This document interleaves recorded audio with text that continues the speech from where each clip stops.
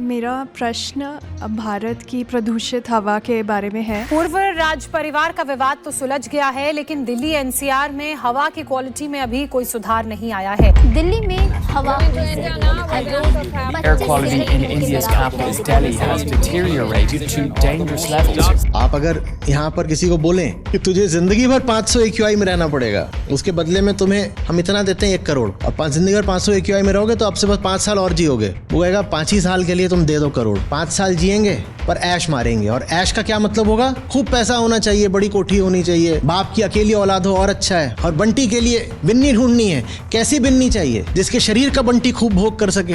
अगर कोई एनसीआर में रह रहा है लगातार तो उसकी उम्र से 10-15 साल गए।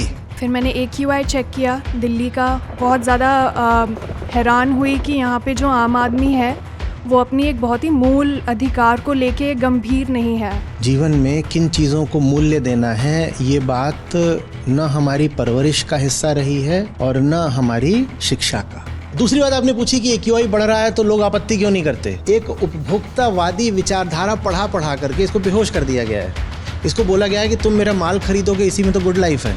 ये तो सब हमारे कल्चर की बातें हैं ही ना।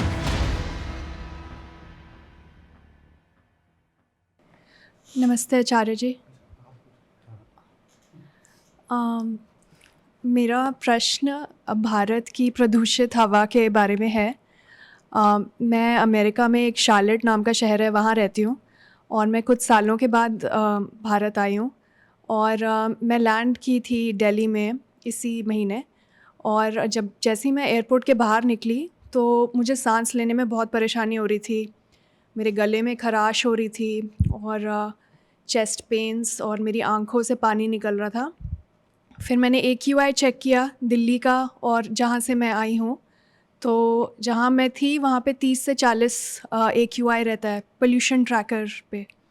और दिल्ली में उस दिन 2000 के भी ऊपर था, कुछ इलाकों में तो 2400 था। तो 40 से 2400 पे आकर मेरे शरीर पे बहुत ज़्यादा प्रभाव पड़ा। और मैंने देखा कि जो वर्ल्ड हेल्थ ऑर्गेनाइजेशन है उस पे ये लिखा था कि इतनी प्रदूषित हवा में सबकी ज़िंदगी से 12 साल कम हो सकते हैं अगर लोग ऐसी प्रदूषित हवा में रहेंगे। तो मेरे लिए ये बहुत ज़्यादा चौंकाने वाली बात थी जब मैंने मीडिया में देखा कि इसको लेके क्या चर्चा हो रही है। तो सिर्फ यही बातें हो रही थी कि कौन सी सरकार बनेगी, कौन सी सरकार गिरेगी, और कुछ IPL की चर्चा। मतलब किसी और विकसित देश में ऐसी प्रदूषित हवा होती तो वो पब्लिक हेल्थ इमरजेंसी हो जाती है, क्योंकि वो सीधे सीधे बेसिक ह्यूमन राइट का वायलेशन है। तो मैं ये देख के बहुत ज़्यादा हैरान हुई कि यहाँ पे जो आम आदमी है वो अपनी एक बहुत ही मूल अधिकार को लेके गंभीर नहीं है। तो मेरा प्रश्न आपसे यही है कि भारत के जो लोग हैं वो अपनी बेसिक ह्यूमन राइट को लेके, अपने अधिकारों को लेके जागरूक क्यों नहीं है? क्योंकि ये बहुत बड़ी चीज़ है इतनी प्रदूषित हवा में रहना और बिल्कुल भी आवाज़ नहीं उठाना। देखिए, पहले तो वो जो 2000 या 2500 का आंकड़ा था ना, उसमें यूनिट्स का अंतर है। वो उतना नहीं है, पर हाँ 400, 500, 700 तक भी चला जाता है दिल्ली में। मेरे ख्याल से आज भी 300-400 है। तो आप 30-40 वाले क्षेत्र से आई हैं तो उससे 10 गुना तो यहाँ रहता ही रहता है। वो बड़ी अपने आप में गंभीर बात है। भले ही 2000 ना हो, पर अगर 400-500 है तो भी बहुत, वो एकदम क्रिटिकली सीवियर कैटेगरी में आ जाता है। भारत में जागरूकता क्यों नहीं है? क्योंकि तुरंत नहीं मर रहे, यही जवाब है। और क्या? अगर कोई ऐसी चीज हो जाए कि हम तुरंत मरना शुरू कर दें तो आनंद फानन में फिर लहर दौड़ जाएगी और इमरजेंसी लग जाएगी, है ना। ये चीज आगे की है कि हमारी उम्र से 10 साल 15 साल कम होंगे। तो ये संभावना की प्रोबेबिलिस्टिक बात नहीं है। अगर कोई एनसीआर में रह रहा है लगातार तो उसकी उम्र से 10-15 साल गए, निश्चित रूप से गए।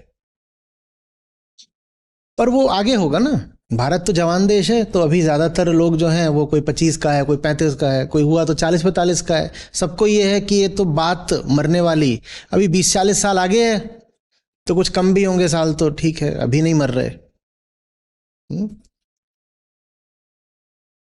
हमको सिखाया नहीं गया है कि क्या कीमती है।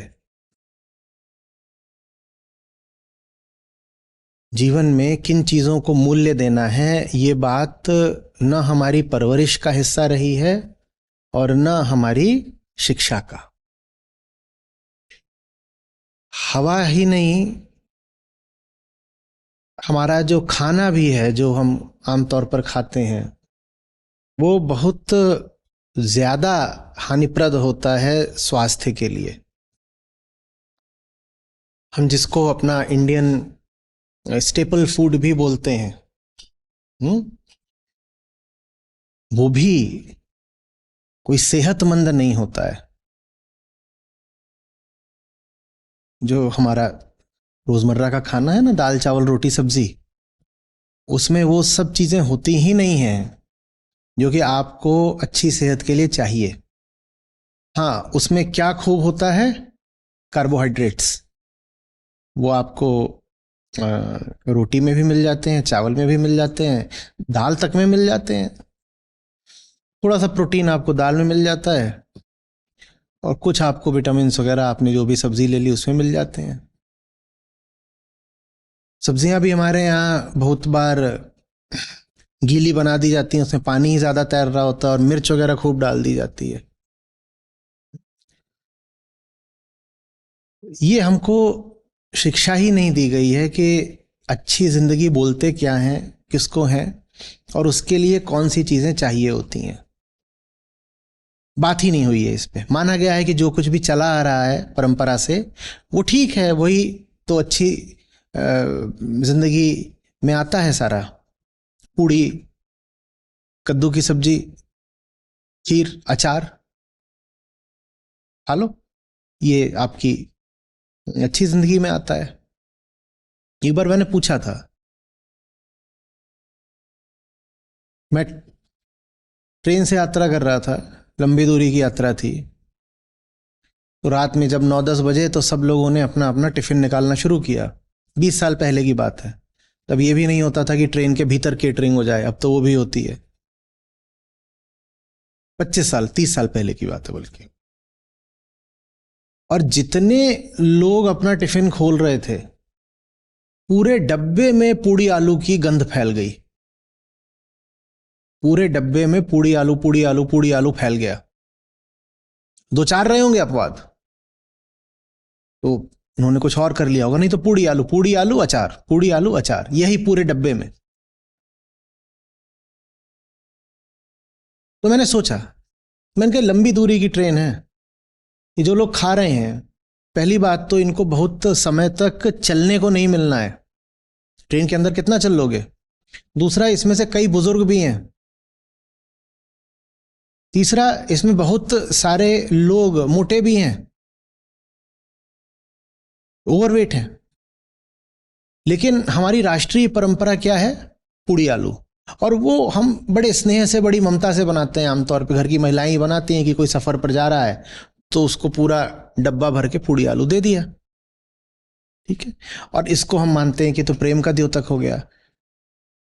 कभी इस पर चर्चा ही नहीं हुई है, कभी ये बात शिक्षा का, परवरिश का मुद्दा ही नहीं बना है कि क्या खाना चाहिए, कैसे जीना चाहिए, शरीर कैसा होना चाहिए, व्यायाम कितना करना चाहिए। इन बातों पे हमारे घरों में कहाँ होती है बात समझ रहे? तो ले दे करके एक चीज है जिस पर हमारे समाज में, घर में, स्कूलों में, कॉलेजों में बात होती है, वो क्या है? पैसा। कुछ हद तक हम समझ सकते हैं, गरीब हम रहे हैं काफी, तो पैसा फिर लगता है कि जरूरी बात है। पर पैसे की बात सिर्फ वही करने में नहीं लगे रहते जिनके पास पैसा नहीं है एकदम। पैसे की बात में वो भी लगे हैं जिनके पास है पैसा, समझ रहे? ये कहाँ से आ गया? ये यहां से आ गया कि जो पूरी हमारी संस्कृति ही है ना, हम माने ना माने पर वो पूंजीवादी है।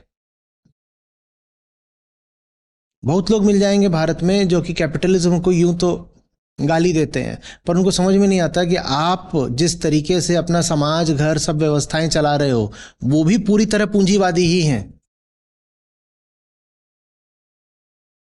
अब पूंजीवाद माने क्या होता है?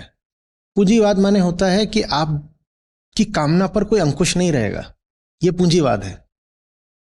और ले देखिए, बस इसका प्रशिक्षण मिलता है हमें अपने घरों में और समाज में और स्कूलों में। और कमाओ और कमाओ। आपके कॉलेज होते हैं, उनमें आप किस विषय का चयन करोगे? इंजीनियरिंग में जा रहे हो तो कौन सी ब्रांच लोगे, या कुछ भी आप किस आधार पे चुनोगे, वो बस ऐसे ही तय होता है कि प्लेसमेंट कहाँ हो जाता है। प्लेसमेंट माने नौकरी, माने पैसा।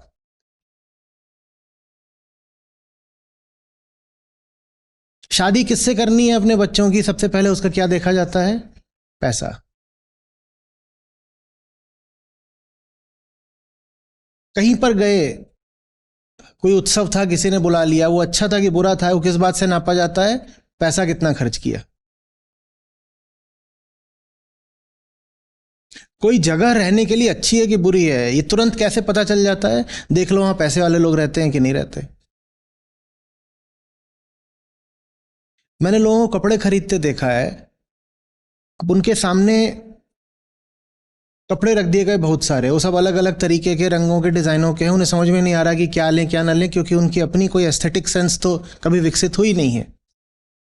तो क्या करते हैं कि वो पलट पलट के प्राइस टैग देखना शुरू कर देते हैं। वो उसके अंदर घुसा होगा तो ऐसे खोद खोद के निकालेंगे, प्राइस टैग बाहर आए, देखेंगे कितना है। और जिसका देखेंगे कि प्राइस टैग मोटा है, माने कीमत ऊंची है, उसी चीज को मान लेंगे कि ये बेहतर है। पूंजीवाद का अर्थ होता है कि पैसा ही जीवन में सबसे बड़ा मूल्य है। कि शर्ट अच्छी है कि बुरी है, ये इससे तय होगा कि उसकी कीमत कितनी है। ये पूंजीवाद है, कैपिटलिज्म। हमारी संस्कृति है पूंजीवादी। हर चीज में पैसा घुसा हुआ है। देखते नहीं हो कि हमने अपनी जो धार्मिक कथाएं हैं उनमें भी स्वर्ण को कितना ऊंचा स्थान दिया है। सोना भव्य। हमने अपने आराध्यों का भी अलंकार सोने से कर डाला। ये क्या है? ये पूंजीवादी तो और क्या है? और मैं कह रहा हूं पूंजीवाद का अर्थ होता है कि कामना पर कोई अंकुश नहीं रहेगा। आप किसी पूंजीवादी से, कैपिटलिस्ट से पूछिए कितना कमाना है, और उससे कहिए कि किसी जगह पर जाकर के पूर्ण विराम लगा दो, वो नहीं लगा पाएगा। कमाना पता नहीं कितना अच्छा है, बुरा है, हो सकता है अच्छा भी हो। समस्या ये है कि अनलिमिटेड परस्यूट ऑफ प्रॉफिट्स। कोई जगह नहीं आती जहां पर वो कह दे कि मुझे रुक जाना है। इतनी भारी कमी है अध्यात्म की कि उसको पता ही नहीं है कि एक सीमा तक जब पैसा आता है जिंदगी में तो उससे जिंदगी होती है बेहतर, निसंदेह। पर उसके बाद और पैसा आए तो उससे जिंदगी बेहतर नहीं होती, बल्कि और ज्यादा आ जाए पैसा तो यह हो सकता है कि जिंदगी बदतर होनी शुरू हो जाए। ये कैपिटलिज्म है। कोई एकदम गरीब हो और उसको आप पैसा दें तो आप उसके साथ अच्छा कर रहे हो, और एक बिंदु आता है, एक सीमा आती है जहां तक आप जितना उसको पैसा देते जाओगे उतना उसकी बेहतरी होती जाएगी, बढ़ती जाएगी, उसकी वेलफेयर, उसका कल्याण बढ़ेगा, क्योंकि वो अपने बच्चों को स्कूल में डाल पाएगा। पहले उसके पास पैसे नहीं थे, स्कूल में नहीं डाल पाता था। वो अपने बच्चों को अच्छा खाना खिला पाएगा, वो अच्छी स्वास्थ्य सुविधाएं दे पाएगा। उल्टे पुल्टे कपड़े पहन के घूमते थे, जूते ठीक नहीं थे, वो ये सब कर पाएगा। एक कमरे में 5 लोग रहा करते थे तो पढ़ भी नहीं सकते थे, सो भी नहीं सकते थे, तबीयत खराब हो जाती थी। अब थोड़ा तमीज का घर ले लेगा। तो एक बिंदु तक तो पैसा चाहिए, और पैसा जब आता है तो उससे आपकी बेहतरी में इजाफा होता है। बिल्कुल सही बात है ये। कोई एकदम मुझे मिल जाता है गरीब तो मैं उसको यही बोलता हूं, तुम पहले तो पैसा कमाओ। अंधाधुंध नहीं कमाना है, पर इतना तो कमाओ कि अपनी साधारण आवश्यकताओं की पूर्ति कर सको। वो बिल्कुल जरूरी है। लेकिन वो बिंदु आ जाता है, बहुत ज्यादा उसके लिए मेहनत या संघर्ष नहीं करना पड़ता, वो बिंदु आ जाता है। आदमी को पता नहीं चलता कि आ गया। आदमी उसके बाद भी कहता है अभी और चाहिए, अभी और चाहिए, अभी और चाहिए, अभी और चाहिए। और जब अभी और चाहिए तो क्या होगा, कैसे और चाहिए होगा? जो कैपिटलिस्ट एक यूनिट होती है वो क्या करती है? बहुत साधारण सा मॉडल है। उसको अगर और चाहिए, उसकी कामनाएं ऐसी मुंह फाड़े खड़ी हैं कि उसे और चाहिए, तो क्या करेगा?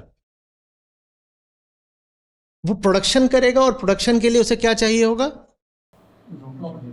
उसे चाहिए रिसोर्स। वो रिसोर्स वो कहां से लेगा? पृथ्वी से लेगा। तो वो ये कैपिटलिस्ट कंसर्न है, ठीक है। ये एक इकाई है, ये कुछ भी हो सकता है, ये एक व्यक्ति हो सकता है, ये एक फैक्ट्री हो सकती है, ये कोई भी हो सकता है। इसे फैक्ट्री मान लीजिए, क्योंकि फैक्ट्री भी व्यक्ति द्वारा ही संचालित है। तो अब ये प्रोडक्शन के लिए ये अर्थ के रिसोर्सेज लेगा इस तरफ से, और इधर जो कुछ वो प्रोड्यूस करेगा वो बेचेगा किसको? कंज्यूमर को बेचेगा। जो रिसोर्सेज लेगा, तो पहली बात तो पृथ्वी से रिसोर्सेज ले रहा है और इसको अनलिमिटेड प्रॉफिट चाहिए, तो इसे रिसोर्सेज भी कितने लेने पड़ेंगे? अनलिमिटेड। पृथ्वी के पास इतने रिसोर्सेज है नहीं, ठीक है। और जितना ज्यादा तुम रिसोर्स मांगते हो ना, और रिसोर्स कम होता जाता है, उसको निकालने में उतना ज्यादा श्रम करना पड़ता है, उतनी एनर्जी लगानी पड़ती है। उदाहरण के लिए बहुत सारे ऑयल फील्ड्स हैं मिडिल ईस्ट में जो सूख रहे हैं, लेकिन उनमें से भी डीप एक्सप्लोरेशन करा जा रहा है, और वो महंगा पड़ता है, और वो पर्यावरण के लिए बहुत घातक होता है, पर फिर भी निकाल रहे हैं। जो चीज सतह पर है उसको उठाने में बहुत एनर्जी नहीं लगती, पर जो चीज अब नीचे घुस गई है, चट्टाने फोड़ के जिसको निकालना पड़ रहा है उसमें, तो ये हर तरीके से पृथ्वी का शोषण करेगा, जलाएगा। और जलाने से क्या उठता है? धुआं, और वही क्या बन जाता है? AQI बन जाता है। तो ये बात हुई कि AQI ज्यादा क्यों है? क्योंकि हमारे दिमाग में पूंजी भरी है। पूंजी माने भौतिकता, माने पदार्थ। यहां कोई अध्यात्म नहीं भरा है। हम कहते रहे कितना भी कि भारत धार्मिक देश है, कोई धार्मिक नहीं है। हम जबरदस्त लोग से तरीके से मटीरियलिस्ट लोग हैं। बहुत लोगों को बुरा लगेगा, लेकिन हम पश्चिम से, यूरोप से, अमेरिका से कहीं ज्यादा मटीरियलिस्ट हैं, समझ रहे हैं? तो AQI क्यों बढ़ा? क्योंकि हमें जलाना है। दूसरी बात आपने पूछी कि AQI बढ़ रहा है तो लोग आपत्ति क्यों नहीं करते? क्यों नहीं करते? क्योंकि ये जो माल बना रहा है उसको खरीदने कौन वाला है ये? और ये कैसे खरीदता है? इसको विज्ञापन दिखा दिखा के, और इसको एक उपभोक्तावादी विचारधारा पढ़ा पढ़ा करके इसको बेहोश कर दिया गया है। इसको बोला गया है कि तुम मेरा माल खरीदोगे, इसी में तो गुड लाइफ है। गुड लाइफ इसमें नहीं है कि हवा साफ है, पानी साफ है, सेहत अच्छी है, लाइब्रेरी में जाकर पढ़ने को मिल रहा है। ये सब गुड लाइफ नहीं है। गुड लाइफ इसमें है कि तुम मेरा माल खरीदो।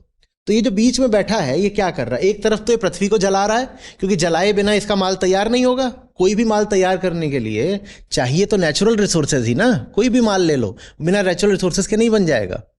चाहे आपका ये लैपटॉप ही हो, आपको लगता है ये प्रोडक्ट ऑफ टेक्नोलॉजी है, नहीं, ये प्रोडक्ट ऑफ टेक्नोलॉजी नहीं है, प्रोडक्ट ऑफ अर्थ है। इसमें अर्थ के रिसोर्सेज लगे हैं तभी ये लैपटॉप बना है। तो कोई भी माल बनाना है तो पहले तो अर्थ को तबाह करना पड़ेगा।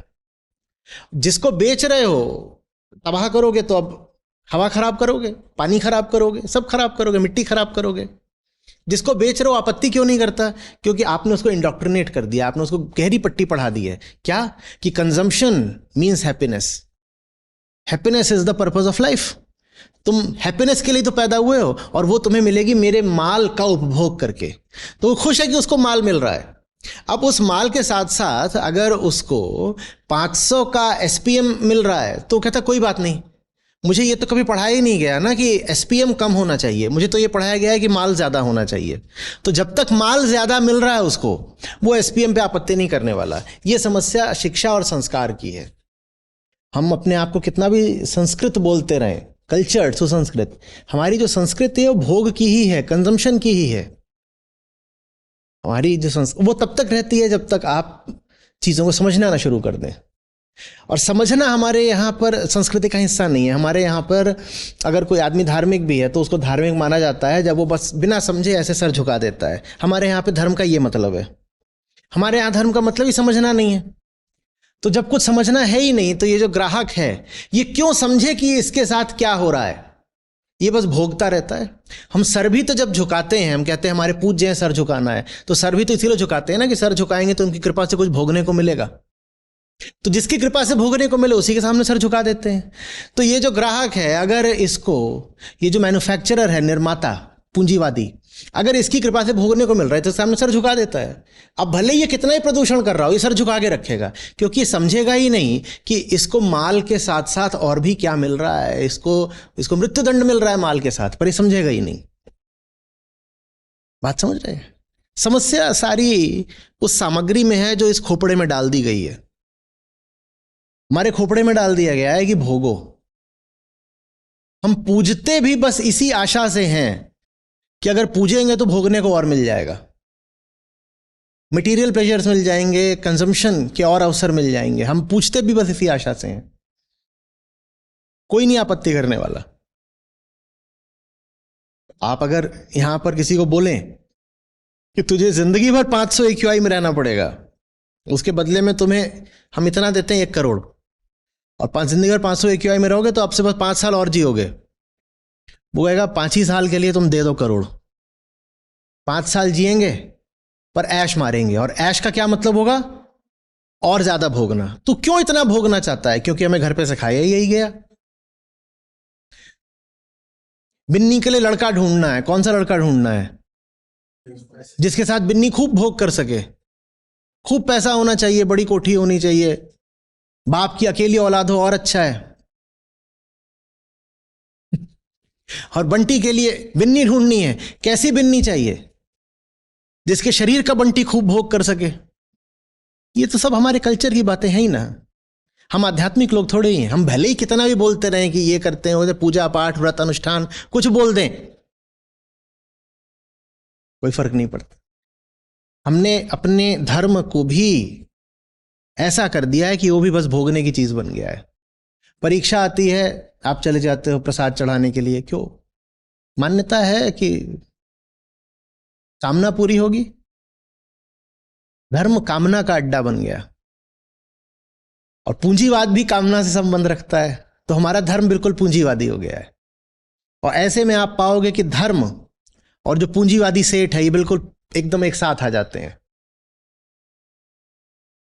आप पाओगे कि सेठ कोई जश्न करेगा, कोई उत्सव करेगा, तो वहां सब धर्मगुरु जाके खड़े हो जाएंगे। ये यही बात है, क्योंकि धर्म भी क्या कर रहा है? भोगना सिखा रहा है, और सेठ भी क्या कर रहा है? भोगना सिखा रहा है। तो दोनों में यारी तो प्राकृतिक है ना, बिल्कुल। ये सब तब तक चलेगा जब तक हमारी शिक्षा में सुधार नहीं आता, हम बच्चों को सही शिक्षा नहीं देते और बड़ों को सही अध्यात्म नहीं देते। नहीं तो ये पक्का समझ लीजिए कि जो आम धार्मिक आदमी है वो जबरदस्त रूप से मटेरियलिस्ट होता है। वो कितना भी करता रहे कि ये वो एकदम वो पदार्थवादी और भोगवादी होता है। भले ही वो बोलता रहे कि नहीं नहीं नहीं नहीं नहीं, मैं तो दूसरी दुनिया में यकीन रखता हूं। वो तुम दूसरी दुनिया में भी भोग के लिए यकीन रखते हो। नर्क कौन सी जगह है जहां गलत चीज का भोग मिल जाएगा? कि गरम तेल का भोग करने को मिल गया तो उसे क्या बोलते हैं? नर्क। और स्वर्ग कौन सी जगह है जहां दूध दही और शहद और सोना चांदी और सब तरह के सुख और अप्सरा का भोग करने को मिल जाता है। तो नर्क और स्वर्ग का भी भेद भोग के ही आधार पर तय होता है, कंजम्पशन। और यही तो कैपिटलिज्म है ना, कि जहां सबसे बड़ी बात क्या है? प्रोडक्शन और कंजम्पशन, प्रोडक्शन और कंजम्पशन। जो कि ठीक है, मैं खुद कह रहा हूं, कोई बहुत गरीब हो तो उसके तो कंजम्पशन के स्तर में वृद्धि होनी चाहिए, बिल्कुल होनी चाहिए। बहुत बेचारे भारत में अभी भी ऐसे गरीब हैं कि वो ठीक से खाना भी नहीं कंज्यूम करते, बिजली नहीं कंज्यूम करते। उनका तो जो कंजम्पशन का स्तर है बढ़ना चाहिए। मैं कहता हूं बढ़ाओ, इनका कंजम्पशन तो भी बढ़े। लेकिन जो ज्यादातर लोग हैं उनको ये पता ही नहीं है कि कंजम्पशन रुकना कहां पे है। कहां रुकना है मैं बता देता हूं। जिस बिंदु पर दिख जाए कि कंजम्पशन बढ़ाने से वेलफेयर अब नहीं बढ़ रही, उस बिंदु के आगे कंजम्पशन बढ़ाना वेस्टेज है। कंजम्पशन सिर्फ तब तक बढ़ाना चाहिए जब तक कंजम्पशन से वेलफेयर सचमुच बढ़ रही हो, ईमानदारी से। जिस बिंदु पे दिखने लगे कि कंजम्पशन बढ़ाना अब सिर्फ संसाधन जलाने की बात है, खुद को बेवकूफ बनाने की बात है, वहां पर कंजम्पशन रोक देना चाहिए।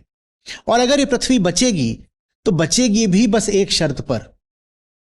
एक मोटे तौर पर यह आंकड़ा निकाल दिया जाए कि आदमी की वास्तविक बेहतरी के लिए, एक्चुअल वेलफेयर के लिए कितना कंजम्पशन जरूरी है, उतने कंजम्पशन तक पर कोई टैक्स ना लगे, और उससे ज्यादा जो कंजम्पशन कर रहा हो उस पर इतना टैक्स लगे कि उसका खेल ही खत्म हो जाए। एक लिमिट होती है कंजम्पशन की, उस पर नहीं टैक्स लगना चाहिए, कुछ नहीं, क्योंकि उतना कंजम्पशन जीने के लिए जरूरी है, उस पर नहीं हो। और उसके आगे जैसे जैसे कंजम्पशन बढ़ रहा है उसे प्रोग्रेसिव टैक्सेशन होना चाहिए। प्रोग्रेसिव माने कि थोड़ा बढ़ेगा तो टैक्स की दर थोड़ी बढ़ी, और बढ़ेगा तो बहुत बढ़ी। जब तक हम वो सीमा नहीं तय कर देते ना कि भाई इससे ज्यादा कंजम्पशन की किसी भी आदमी को जरूरत नहीं है, सब इंसान के ही बच्चे हैं, तब तक ये AQI वगैरह बढ़ता ही रहेगा। लोग बस ये कहते हैं मैं तो नहीं मरा ना, और अभी तो नहीं मरा ना, आगे मरेंगे तो देखा जाएगा।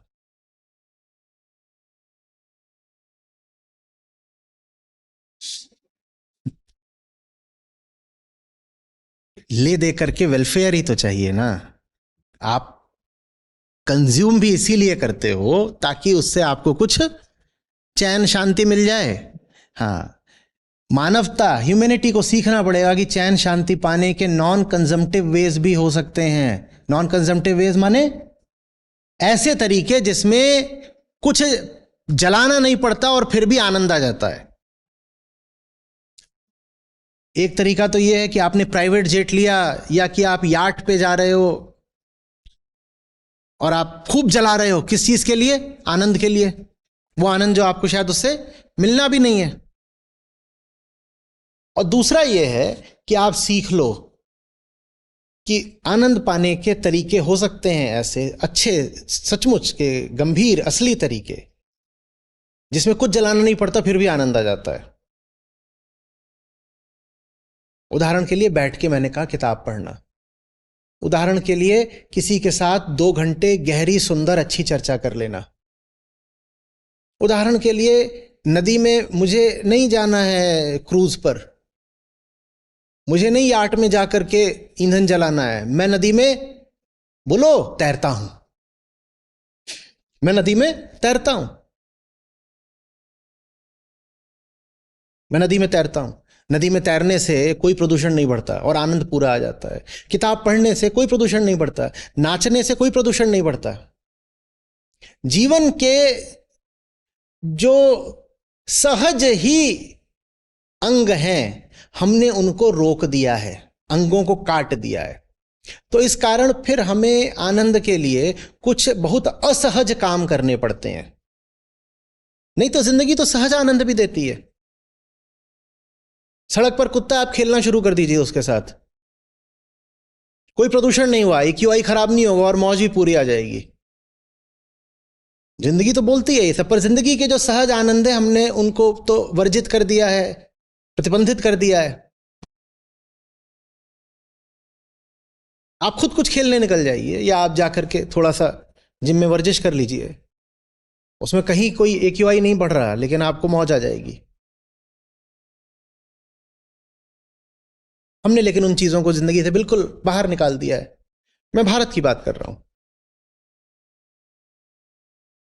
लड़का और लड़का आपस में धौल धप्पा कर रहे हैं, घूम रहे हैं, आनंद है, क्यों नहीं? उसमें कोई जरूरी थोड़ी है कि कोई कंजम्पशन हो रहा है।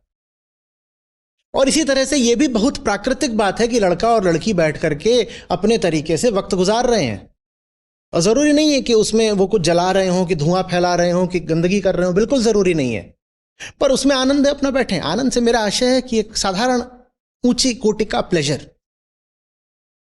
आप जाकर के कहीं पर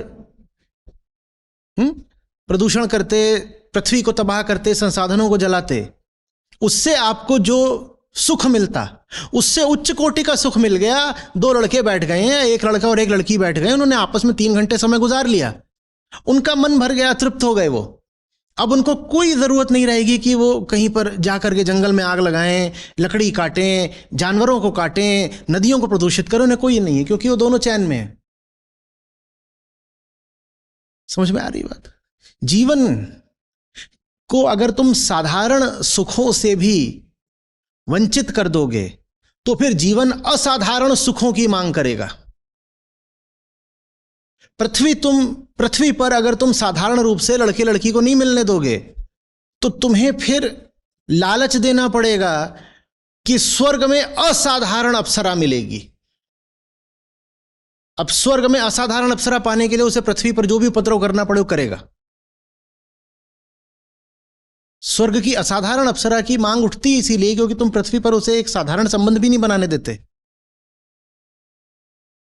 नहीं तो काहे के लिए कहेगा कि मुझे मेनका, रंभा, उर्वशी और ये सब चाहिए, तो जरूरत नहीं है। समझ में आ रही है बात? ये पहाड़ है मौजूद तो खड़ा जाओ, चढ़ जाओ ना पहाड़ पर। जवान आदमी हो, जाओ चढ़ो, जितना चढ़ सकते हो, नहीं चोटी तक पहुंचे, जहां तक जा सकते हो जाओ ना। अब एक सुख है पहाड़ पर चढ़ने में और एक सुख है पहाड़ को नंगा कर दिया, सारे पेड़ काट दिए और कहा कि अब इस पहाड़ पर 5 स्टार होटल बना दो, फिर मैं उसमें जाऊंगा और उसमें मैं जाकर के नाचूंगा या कि कुछ भी उपद्रव करूंगा, जो भी करूंगा। बिल्कुल सुख होगा इसमें, मैं नहीं मना कर रहा हूं। आप जाकर के वहां रह रहे हो, बढ़िया तबीयत से बनाया हुआ कमरा है और ठंडा पहाड़ है लेकिन गर्म पानी मिल रहा है नहाने के लिए, सब बढ़िया है, वहां स्पा भी है, ये सब है, सुख होगा। पर इस सुख के लिए आप ज्यादा तब कलपते हो जब आपने अपने आप को साधारण सुखी न दे रखा हो। जिन्हें पता हो कि पहाड़ पर अपने पैरों से चढ़ने में क्या सुख है, वो फिर थोड़ा कम कल्पेंगे कि मुझे तो एक असाधारण जगह चाहिए रुकने के लिए। समझ में आ रही बात? अब आप लोग आते हैं, अब आप लोग बात आगे बढ़ गई है, आप लोग विदेशों से आते हैं, अब हमारे सत्र भी होते हैं, कैंप भी होते हैं, तो ऑडिटोरियम्स में हो रहे हैं, ये सब चल रहा है। ठीक है, उसमें एक मज़ा है, ऑडिटोरियम में हो रहा है, ज़्यादा व्यवस्थित होता है और सब सुविधाएं पूरी होती हैं आप लोगों के लिए, एसी वगैरह चल रहा है, सब अच्छा है, बढ़िया है। लेकिन जिन लोगों ने हमारे पुराने शिविरों में हिस्सा लिया है वो कहते हैं काश उनको लौटा दो तुम। और तब उनमें क्या होता था, गैची धाम उदाहरण के लिए या कानाताल, पहले तो पैदल सड़क पे वहां गाड़ी खड़ी हो गई, वहां से किलोमीटरों पैदल चल के आप जा रहे हो पहाड़ पर, और वो इतनी सी सकरी सी वो है पगडंडी, और ये भी बताया जा रहा है कि यहाँ तेंदुआ भी रहता है। और मौज लेने के लिए क्या करें, रात में निकल रहे हो, कह दिया कोई लाइट नहीं जलाएगा, अंधेरे अंधेरे चलते हैं, देखते हैं तेंदुआ आएगा तो हमें पहचानेगा कैसे। और उसके बाद जहां जाके रुके हुए वो जगह ऐसी है कि एक कमरे में 6 जने लेटे पड़े हैं और कमरे में भी ऊपर एक ऐसे बना हुआ है, उसमें 3-4 चढ़ गए हैं, वहां सो रहे हैं, जैसे ट्रेन में होता है ना 2 टायर 3 टायर, वैसे ही वहां बना हुआ है। और वहां मौज किस बात में आ रही है कि पास में एक झरना है, वहां जाके 2 को डाला है और वापस आके बता रहे हो 2 को वहां डाल दिया है। अब आप करा लो कितना ऑडिटोरियम में, आपको क्या कराना है, वो जो वहां 2 पड़े हुए हैं और पीछे जाके किसी ने उनका वीडियो बना लिया और वो हाय हाय कर रहे हैं, बाहर निकालो, ठंडी जगह, ठंडा पानी, उनको निकाले कौन?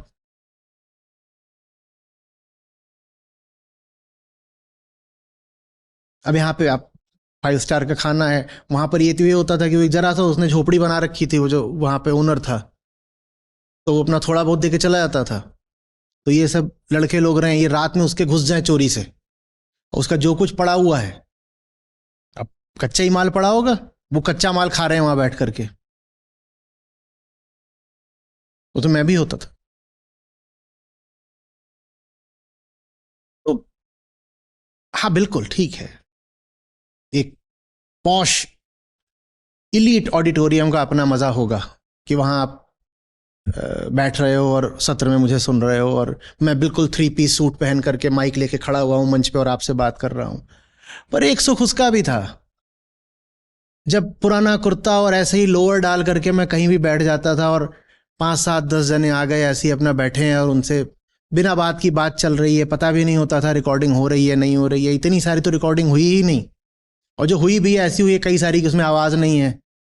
किसी में जिसने एंगल लगाया था उसने एंगल पेड़ का लगा दिया है, मैं नीचे बैठा हुआ हूँ, बीच बीच में मेरी उंगलियां आ रही हैं, ऐसे ऐसे दिख जाता है। एक सुख उसका भी था। जरूरी नहीं है ना कि कंजम्पशन में ही सुख हो, बिना कंजम्पशन वाला सुख आप जितना लोगे, कंजम्पशन की आपकी लालसा उतनी कम होती जाएगी। भारत में बिना कंजम्पशन का सुख हम जानते ही नहीं, हमें सिखाया ही नहीं गया। एक आदमी एक किताब में डूबा हुआ हो, उसको आप वहां से डिगा के दिखाइए, वो एक ऐसे सुख में लवलीन है कि उसका वहां से डिगना बड़ा मुश्किल है, और कुछ नहीं लग रहा, हींग लगे ना फिटकरी, रंग भी चोखा, 150, 250, 400 की किताब होगी वो, और इतने में उसको महीने भर का सुख मिल गया। समझ रही बात को? सर, तो जैसे बाहर से लोग, भारत पे भी लोग योगा वगैरह के लिए आते हैं, वो भी क्या एक नॉन कंजम्पटिव हाँ, बिल्कुल, तरीका है? बिल्कुल बिल्कुल, चैन एकदम पाने का। एकदम। बशर्ते योग ही आप इसलिए ना कर रहे हो कि शरीर फिट हो जाए तो और भोगूं। अब 4 महीने बाद बबली की शादी है तो अभी से योगा ट्रेनर लगा लिया है। उसकी शादी में जाकर के नाचूंगी, अपना वीडियो बनवाऊंगी, और फिर उसकी शादी में जाना है तो फिट कपड़े भी तो खरीदने हैं, तो 5 तरीके के कपड़े खरीदूंगी, वो लाख लाख रुपए वाले घाघरा चोली और ये सब। बस योग का ये उद्देश्य नहीं होना चाहिए। जैसे किताब में एक अपना सुख है ना, किताब इसलिए तो नहीं पढ़ रहे हो कि पढ़ के किसी और को आप प्रभावित इंप्रेस करोगे। वैसे ही योग इसलिए नहीं होना चाहिए कि योग से आपको जो मिलेगा आप उसको भोग। योग अपने आप में सुख होना चाहिए। जैसे किताब अपने आप में सुख है, नृत्य अपने आप में सुख है। इसलिए नहीं सुख है कि मैं नाच रहा हूं तो कोई ताली बजाएगा, या कि मैं नाच रहा हूं तो रील बना के डाल दूंगा तो इंस्टा पे लाइक्स आ जाएंगे। अपने आप में सुख है, किताब में अपने आप में सुख है, वैसे योग में अपने आप में सुख होना चाहिए, तो फिर बढ़िया है। An end in itself.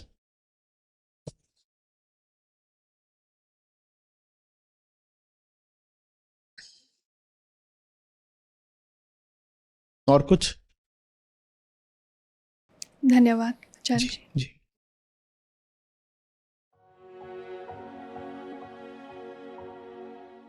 हाँ जी, मेरा नाम अंजू दहिया है और मैं ऑस्ट्रेलिया में रहती हूँ।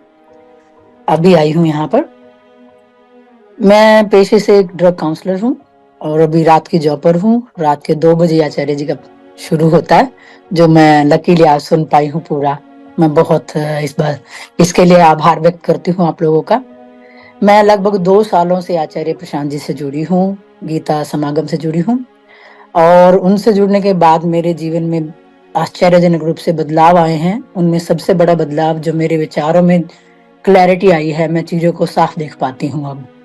और कृष्ण जी के प्रति जो मेरा प्रेम था वो पहले बहुत सतही तौर पे था, वो बहुत गहरा हो पाया है गीता समागम से जुड़ने के बाद।